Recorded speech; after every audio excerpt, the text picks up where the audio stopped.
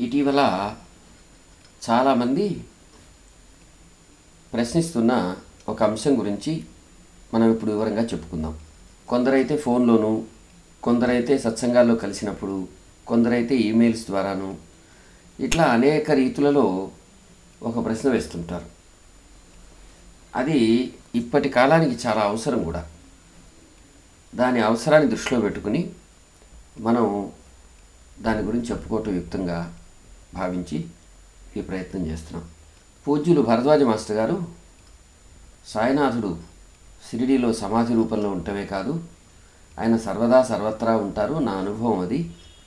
1963వ సంవత్సరంలో ఫిబ్రవరి 9వ తేదీ నాకు కలిగిన అనుభవాన్ని విశ్లేషిస్తే బాబా ఏ విధంగా అయితే ఉన్నారో నేను ఆయనకు నమస్కరించి అనేక మంది మహాత్ముల రూపంలో ఆ ఋషి తపస్సును అనేక రూపాలలో ఉండే ఒకడే అయిన పరమాత్మ ప్రతిరూపాలుగా మహాత్ముని చాలామందిని చూశాను.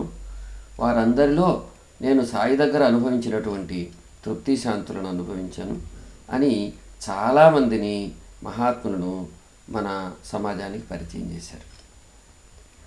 అయితే ఆయన పరిచయం చేసేప్పటికీ వాళ్ళలో చాలామంది సమాజం గుర్తించలేదు. పిచ్చివాళ్ళని, పసిబిడ్డల వంటి వారిని లోకం చేత గుర్తించబడిన వాళ్ళలో వెంకయ్య స్వామి వారు, చీరాల్లో ఉన్నటువంటి బోధకాలున్న స్వామి, గుంటూరులో నీళ్లు మోస్తూ ఉన్న రామభక్తుడు రంగన్నబాబు గారు, తణుకు దగ్గర చివటంలో ఉండే అమ్మవారు చివటం అమ్మగారు, కడప బస్టాండ్లో ఉండేటటువంటి అవధూతేంద్ర సరస్వతిగా తర్వాత ప్రఖ్యాతిగాంచిన స్వామి, కాళహస్తిలో ఉన్నటువంటి వేణుగోపాల స్వామి, వారు వీరననేల, ఇలా అనేక మందిని మాస్టర్ గారు తాము గుర్తించి వారి తపస్సును ఆయన అనుభవించి చూసి ప్రపంచానికి చాటి చెప్పారు.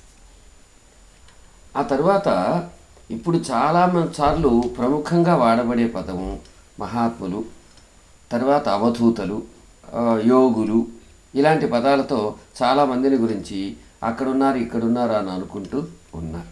ఇంకొక వైపు కుప్పలు తెప్పలుగా ఎక్కడ చూసినా సరే ఆశ్రమాలు, మఠాలు, యోగులు తయారైపోతున్నారు. ప్రాచీనంగా వచ్చి ఒక ధర్మాన్ని అనుష్ఠించి అట్లా ఉన్నవాళ్ళు కొంతమంది ఒకవైపు ఉంటే, అట్లా కాకుండా ఆ ఊర్లో ఈ ఊర్లో ప్రతి చోటను చాలామంది అనేక రకాల తెరగుల యోగ సంప్రదాయాల వారు వీరు అంటూ చాలామంది వస్తున్నారు. ఇప్పుడు సామాన్యమైనటువంటి సమాజంలో ఉండే ఒక వ్యక్తి, ఒక సభ్యమానవ సమాజంలో ఉండే వ్యక్తి దైవాన్ని ధర్మాన్ని గౌరవించేవాడు ఈ విషయమై ఎలా స్పందించవలే అంటే, ఎవరు మహాత్ముడు, ఎవరు అవధూత, ఎవరు సత్తపస్వి, వాళ్ళను ఎవరిని మనం నమస్కరించి ఆరాధించి ప్రణమిల్లి వాళ్ళను సేవిస్తే మనకి మేలు జరుగుతుంది. ఇంకొక విషయం ఏంటంటే, చాలామంది ఈ సాధువుల రూపంలో, సన్యాసుల రూపంలో, ఇటువంటి జనం చేత గుర్తించబడే వ్యక్తుల రూపంలో తర్వాత మోసగాళ్ళు ఉన్నట్టు కూడా రుజువు అవుతుంది. అందువల్ల అటువంటి ప్రమాదం ఒకవైపు పొంచి ఉండటం కూడా ఈ ప్రశ్న రావడానికి ఒక కారణం. అంటే ఎవరు మంచివారు, ఎవరు మహాత్ములు, ఎవరు కాదు అని ఎలా గుర్తుపట్టాలా? ఏ ప్రమాణాన్ని అనుసరించి, ఏ లక్షణాలను బట్టి ఇది గుర్తించాలా అనేది ప్రశ్న. చాలా మంచి ప్రశ్న కూడా ఇది. అందుకని మా పక్కింటి వాళ్ళు పూజించారు, మా ఎదురింటి వాళ్ళు ఆదరించారు కాబట్టి నేను గౌరవిస్తాను అనటం ప్రమాణం ఎట్లా అవుద్ది? అవదు. ఎవరో ఎక్కడో ఏదో చెప్పారు అనడము కాదు. తెల్ల కాగితాల మీద నల్లక్షరాల్లో గొప్పగా రాశారు కనుక ఆయన గొప్పవాడు అనటము కుదరదు. ఏ ప్రమాణంతో వీళ్ళని మనం గుర్తుపట్టవలే? ఎవరు నిజమైన సాధువు, ఎవరు నిజమైన అవధూత, ఎవరు నిజమైన సిద్ధుడు, జ్ఞాని, ఇలాంటివన్నీ మనం ఎలా తెలుసుకోవాలి, వాళ్ళని ఎట్లా సేవించవలే అనే ప్రశ్న. దీనికి నాకు తెలిసినంతలో సమాధానం చెప్పడానికి ప్రయత్నిస్తాను. నేను తెలుసుకుంది ఎక్కువ భాగం పూజ్యులైన మాస్టారి పాదాల చెంత ఆయన చెప్పేది వినడం ద్వారా అని గ్రహించమని నేను వేడుకుంటున్నాను. ఇక్కడ ఏమిటంటే, అసలు మహాత్ముడు ఎవరు అంటే వాళ్ళలో రెండు రకాల వాళ్ళని మనం చెప్పవచ్చు. వివిధ స్థాయిలలో ఉండే సాధకులు. సాధకుడు అంటే భగవంతుడి వైపు పురోగమిస్తూ ఉండేటటువంటి వారు, పూర్ణత్వము నందినవారు. అంటే వివిధ స్థాయిలలో ఉండే సాధకులు ఉన్నారే, వాళ్ళు ఇంకా పూర్ణత్వం అని అందలేదని అర్థం. అంత మాత్రాన వాళ్ళు తక్కువ వాళ్ళు కాదు, మనకంటే వాళ్ళు ఎన్నో కోట్ల రెట్లు ఉన్నతులు. పూర్ణులంటే షిరిడి సాయిబాబా వలె, రమణ మహర్షి వలె, రామకృష్ణ పరమహంస వలె, వెంకయ్య స్వామి వలె ఇలా ఉంటారు. వాళ్ళకి ఇంకా వాళ్ళ జ్ఞాన పూర్ణులు అన్నమాట వారు. వాళ్ళ లక్షణాలు ఎలా ఉంటాయి? భగవంతుడి లక్షణాలు వాళ్ళలో ఉంటాయి. భగవంతుడు ఏ విధంగా సర్వజ్ఞుడు, సర్వవ్యాపకుడు, సర్వమయుడు, బోధనాదక్షుడు, ప్రేమస్వరూపి ఇత్యాది లక్షణాలు ఏవైతే ఉన్నాయో అవన్నీ ఆ మహాపురుషుల చెంత మనం అనుభవపూర్వకంగా చూడవచ్చు. ఇందులో సామ్రాట్ షిరిడీ సాయిబాబా. అదేవిధంగా భగవద్గీత 2వ అధ్యాయంలో చివరి 16 శ్లోకాలలో స్థితప్రజ్ఞుడంటే ఎలా ఉంటాడని కృష్ణుడు ఆ కాలంలోనే రాసి ఉన్నాడు. భాగవతం అంతా కూడా భాగవతుల లక్షణాలు వివరించి ఉన్నారు. పురాతనమైన శాస్త్ర గ్రంథాలలో ఇటువంటి విషయాలు ఉన్నాయని చెప్పడం మన ఉద్దేశం. ఇది మనం కొత్తగా చెప్పుకునేది కాదు. అవన్నీ బాగానే ఉన్నాయి. మనం ఏం చేయవలే? సామాన్యుడైన వాడు ఒక కడుపు నింపుకోవడానికి ఏదో ఉద్యోగం సద్యోగం చేసుకుంటూ తన భార్యాబిడ్డలతోనో ఏదో జీవనాధారంతో జీవించే ఒక సామాన్యుడు ఇవన్నీ ఏం చేసి ఈయన మహాత్ముడా కాదా అని గుర్తించి ఎలా జీవించాలి, ఏది ఉత్తమ నిర్ణయం ఎలా చేసుకోవాలి అనేది చూసినట్టయితే ఇక్కడ ఇంకొక కొంచెం ఈ సాధకులు వివిధ స్థాయిలలో ఉండేవారు ఉన్నారని చెప్పుకున్నామే. వాళ్ళు ఎక్కడైనా తారసపడితే ఏమి చేయవాలి? వాళ్ళు చాలామందిని ఉదాహరణగా చెప్పవచ్చు. ఎవరైనా ఉత్తములైనటువంటి మహాపురుషులు ఉన్నట్టయితే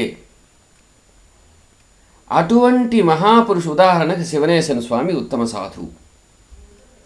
అదేవిధంగా వచ్చి పూర్ణానంద స్వామి వారు ఒక ఉత్తమ సాధువు. మనం పరిచయంగా చూసిన అనేక మంది సాధన చేస్తూ తమ జీవయాత్రను గడపడం కోసం అతి శ్రేయోదాయకంగా ప్రయత్నించినవారు. రేవతమ్మ గారు ఒక ఉత్తమ పరిణతి చెందినటువంటి సిద్ధి కలిగినటువంటి సాధువు.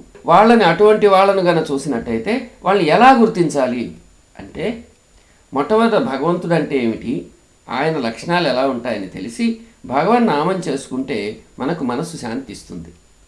అప్పుడు మనశ్శాంతి అంటే ఏమిటో మనకు తెలుస్తుంది. ఎక్కడ నీ మనసు నిష్కారణంగా శాంతిస్తుందో ఆ వ్యక్తి, ఆ స్థలం పవిత్రమైనవి, అందులో ఏదో విశేషం ఉంటుంది అని అర్థం. అక్కడ భ్రమకు తావులేదు. వేరొకరు చెప్పిన మాటలకు మనం ప్రలోభపడటం ఉండదు. ఇది ఒక గీటురాయి. నిష్కారణంగా ఏ మహనీయుడి సాన్నిధ్యంలో, ఏ తపోస్థలంలో మన మనసు శాంతించినట్లయితే, అంటే మనసు శాంతించటం అనేది తెలిసిన వాళ్ళకు మాత్రమే ఇది సాధ్యమవుతుంది.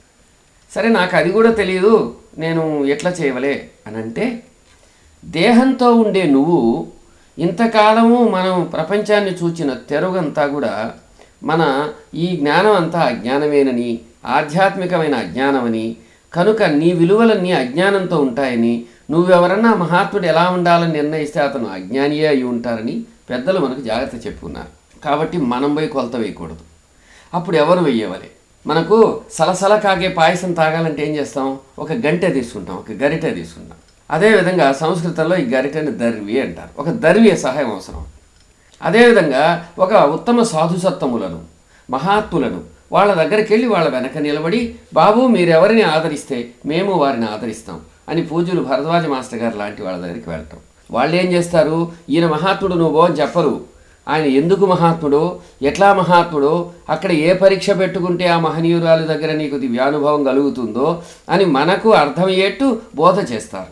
బోల్తా పట్టడం, ఇబ్బంది పట్టడం, మోసపోవటం ఉండదు. ఇది ఒక మార్గం. అంటే ఇప్పుడు మనం ఒక్కరిని ఉత్తములను ఐడెంటిఫై చేసి ఆ వాళ్ళ యొక్క మార్గంలో వెళ్ళి అన్వేషణ ద్వారా తెలుసుకోవటం, ఇది కూడా కష్టమే. ఎందుకంటే అటువంటి వారు ఎక్కడ దొరుకుతారు? మనకి తెలిసిన వాళ్ళ మీద నమ్మకం కలగాలి కదా. సరే, వీటిలో కల్లా ఉత్తమమైన మార్గం ఏంటంటే సద్గ్రంథ పారాయణ, అనన్యభావంతో నీవు నచ్చిన, నీవు మెచ్చిన సద్గురువును, దైవాలను స్మరించటం.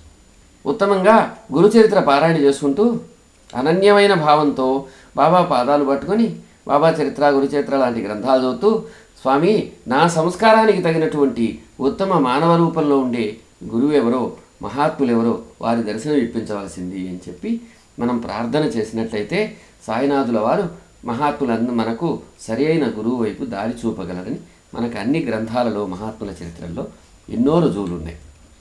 అనన్యంగా అమ్మవారిని ప్రార్థించిన రామకృష్ణ పరమహంసకు ఇది వివిధ సాధనలు చేయించినటువంటి వారంతా వారే వచ్చి సాధనలు చేయించటం కూడా, ఉత్తమ దేవతారాధన కూడా ఉత్తమ గురువు యొక్క సేవకు మార్గదర్శనం అవుతుందని అక్కడ చరిత్ర చెబుతుంది.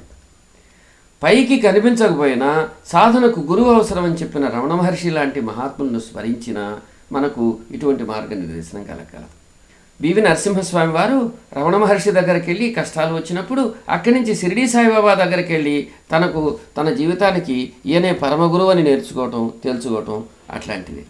అదేవిధంగా విదేశీయుడైన పాల్ బ్రంటన్ లాంటి వాడు ఎన్నోసార్లు తిరిగి తిరిగి రమణ మహర్షి పాదాల చెంతట రావటం కూడా అటువంటి ఉదాహరణగా మనం చెప్పుకోవచ్చు. అంచేత మహాత్ముల దగ్గరికి వెళ్ళడానికి ఉత్తమ గ్రంథపారాయణ చేసి స్వప్నంలో కానీ మరో రూపంగా కానీ వారి నుంచి స్పష్టమైన ఆదేశం వచ్చాక మనం వెళ్ళి వాళ్ళ సాన్నిధ్యాన్ని పరీక్షించి చూసుకున్నట్టయితే మనకు ఎప్పుడైతే ఒక అవగాహన కలుగుతుందో అక్కడికి మోసపోయే అవకాశం ఉండదు. భరద్వాజ మాస్టర్ గారు అనుసరించిన పద్ధతి ఇది. ఈనాటి ఆధునిక కాలంలో యువతీ యువకులకు అనుసరించదగిన ఉత్తమ మార్గం ఇది. ఎక్కడో ఎవరో బోర్డు కట్టుకున్నంత మాత్రాన, ఎవరో చెప్పినంత మాత్రాన, ఆటోపంగా ఏదో కార్యక్రమాలు నిర్వహించినంత మాత్రాన వాళ్ళందరూ మహాత్ములు అనటానికి కుదరదు. ఎక్కడో దుమ్ములోనో ధూళిలోనో పడినంత మాత్రాన, పసిబిడ్డల వలె ఉన్నంత మాత్రాన, సర్వజనహితం కోసం చేస్తూ ఏమాత్రం ప్రచారం లేకుండా వెంకయ్యస్వామి వలె ఏ పల్లె మారుమూలలో ఉన్నప్పటికీ కూడా వాళ్ళు మహాత్ములు అవడానికి ఏమాత్రం వాళ్ళ తపస్సుకు అవరోధం ఉండదని మనం గుర్తించాలంటే దానికి మన జ్ఞానం సరిపోదు గనుక మహనీయులను శరణు వేడడం వినా మరో మార్గం లేదు. అంచేత మనమంతా మనమే పోయి నిర్ణయించుకోవాలి అనుకోవటం ఇక్కడ సరిపోదు. చాలా జాగ్రత్తగా మెలుగోవలసిన కాలం ఇది. శంకరాచార్యుల వారు చెప్పారు, ఉదర నిమిత్తం బహుకృత వేషం. అనేక మంది రకరకాల వేషాలు వేస్తూ కడుపు నింపుకోవడానికి ప్రయత్నిస్తూ ఉంటారు. కలియుగంలో ఇట్లా ఉండేవాళ్ళు ఉంటారు, జాగ్రత్తగా ఉండండి. ధనాహారార్జనే యుక్త డాంబికా వేషధారిణ అని వాళ్ళు చాలా జాగ్రత్త చెప్పి ఉన్నారు. దైవం ఉన్నాడని ఒకవైపు చెబుతూనే దైవం పేరుతో మోసం ఉన్నదని కూడా మనం గుర్తించవలసిన అవసరం ఉంది. షిరిడీ సాయిబాబా ఈ కలియుగావతారమైన మహాపురుషుడు అనే దాంట్లో అనుమానమే లేదు. ఆయన గొప్ప సద్గురు శ్రేష్ఠుడు, సచ్చిదానంద సద్గురుడు వారు. ఆయన వారి పేరు మీద కూడా చాలామంది మేము వచ్చేసాం అని చెప్పి ఆయన ప్రతినిధులుగా చలామణి అయ్యేవారు ఎందరో ఉన్నారు. మరి భరద్వాజ గారి సంగతి ఏమిటండి, మీరు ఆయన్ని ఇష్టపడతారు, ఆరాధిస్తారు కదా అంటారేమో. ఆయన పరమభక్తుడు. ఒక సాయిబాబా గారికి ఒక భక్తుడు ఎలా ఉంటాడో ఆ పరమభక్తుడు శ్వాసను ధారబోసి తన ప్రతి జీవకణము తత్పరంగా జీవించిన పరమభక్త శిఖామణి, పరమభక్తవరుడు, భాగవతోత్తముడు మాస్టర్ గారు. అందుకని మన జీవితంలో ఆయన ఒక్కసారి చూస్తే అక్కడ వెంటనే బాబా ఎలా ఉండేవారో, ఆయనను ప్రేమించేవారు ఎలా ఉంటారో అర్థమయ్యేది. అందుచేత ఉత్తములకు అనుత్తములకు ఉండే సూక్ష్మమైన తేడా మనం గమనించకపోయినట్టయితే మనం భంగపడి మోసపోయి ఊరికే కాదు విలువైన మన జీవితం వ్యర్థమయ్యే ప్రమాదం ఉంది. అందుకే పెద్దలందరూ ఈ మహాత్ములు అవునా కాదా, ఎవరంటే వాళ్ళ పాదాల మీద పడి నువ్వు నష్టపోతావేమో, తస్మాత్ జాగ్రత్త అని చెప్పి ఉన్నారు. అది కాదండి, అంతా భగవంతుడు ఉన్నాడు కదా, మరి నేను అందరిలో దేవుడు ఉన్నాడని నేను చూస్తాను, అప్పుడు నాకేమొద్ది అంటారేమో. అంత సిద్ధి అంత స్థితి మనకు గన ఉన్నట్టయితే అప్పుడు మనకి ప్రశ్నే రాదు. అందుచేత చాలా జాగ్రత్తగా మెలగవలసిన కాలం ఇది. ఇప్పుడు ఆవు అంతటా ఎక్కడంటే అక్కడకు తీసుకుంటే పాలు రావు, పొదుగులో మాత్రమే పాలు వస్తాయి. సృష్టి అంతటా పరమాత్ముడు ఉండవచ్చు, మహాత్ములలోంచి మాత్రమే ఆయన జ్ఞాన క్షీరం మనకి లభిస్తుంది. ఈ విషయాన్ని జాగ్రత్తగా మనం మననం చేసుకొని మనసుకు పట్టించుకొని ఉత్తమమైనటువంటి విలువల వైపు సాగిపోవాలని, ఆ విధంగా పరమాత్ముడైన సచ్చిదానంద సద్గురుడు మనకి సహకరించాలని మీ రూపంలో ఉండే పరమాత్మకు అభివాదం చేస్తూ నమస్కరిస్తున్నాను. సెలవు.